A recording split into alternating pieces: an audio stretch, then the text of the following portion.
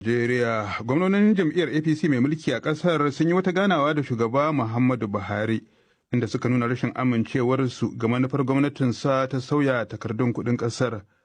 Wannan dai na zuwa ne inda 'yan ƙasar ke ci gaba da shan ukuba dangane da ƙarancin takardun kuɗin da aka sauya da matsaffin da aka ƙara wa'adin amfani da su. Ga rahoton da Haruna Shehu Tangaza ya aiko mana daga Abuja. Wannan ganawar ta kimanin mintuna 20 zuwa 30 wadda ake yau da safe ta mayar da hankali ne kacokan kan matsalolin da canjin takardun kuɗin ƙasar da gwamnatin shugaba Buhari ta yi kuma take kan aiwatarwa ya haifar. Gwamnonin dai sun ce sun nuna wa shugaban rashin dacewar ɗaukar irin wannan matakin a daidai wannan lokacin tare da kira gare shi da ya sake duba lamarin kamar yadda gwamna Nasir El-Rufa'i na jihar Kaduna ya shaida mana. Mun zauna da shugaban ƙasa a kuma mun nuna mishi abubuwan da suke damun mu da halin da al'umma suka shiga domin wannan tsari da aka kawo na canza kuɗi. Shugaban ƙasa ya mana bayanin abubuwan da aka gaya masa kuma mun ga cewa babban bankin Najeriya da su mint masu buga kuɗin ba su gaya mishi gaskiyan abin da ke faruwa ba. Me gaskiyan? Na farko kuɗin da suka karɓa daga al'umma a yanzu an gaya mana kamar naira tiriliyan 2 ne da 'yan kai, amma sababbin kuɗi da suka buga naira biliyan 300. Saboda haka ya za ka karɓi kuɗi irin wannan ka buga naira biliyan 300? Shi yasa ake samun matsaloli, kuɗin babu shine bai isa bane.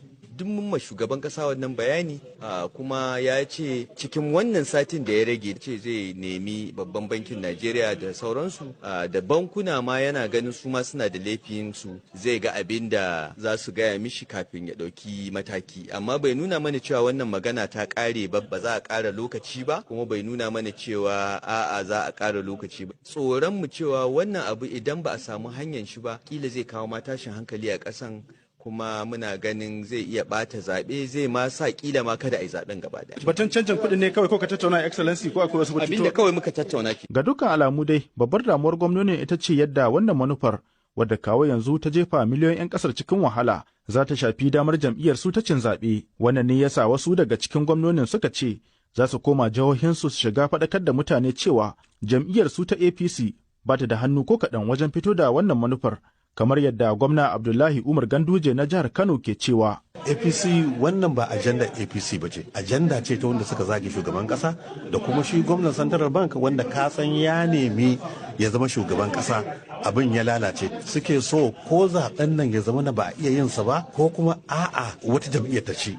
Amma mu a jihohinmu ai dole ne mu dage mu ga cewa ba mu bar al'amuran nan sun ɓaci ba, amma idan shugaban ƙasa ya biye musu to kaga mu dole mu nuna matsayin mu kamar yadda muke nuna a yanzu. Za ku yi kamar hannun riga da shugaban ƙasa kenan? Mu muna hannun riga da wannan al'amari na canjin kuɗi na gwamnan Central Bank da kuma wanda suka zage shugaban ƙasa. Kalaman waɗannan gwamnonin masu sofanin fito na fito a cikinsu da kuma yadda da farko aka tsara cewa shugaban dandalin gwamnonin jam'iyyar ta APC Abubakar Atiku Bagudu zai yi wa manema labarai bayani kan sakamakon ganawar kuma aka fasa. Alamu ne da ke nuna cewa watakila ba a kwashe nikar da waka ba yayin ganawarsu da shugaban ƙasar.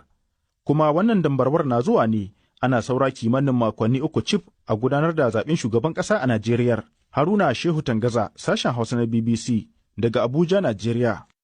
To daga batun kungiyar gwamnonin APC a Najeriya sai na kungiyar kwadago ta TUC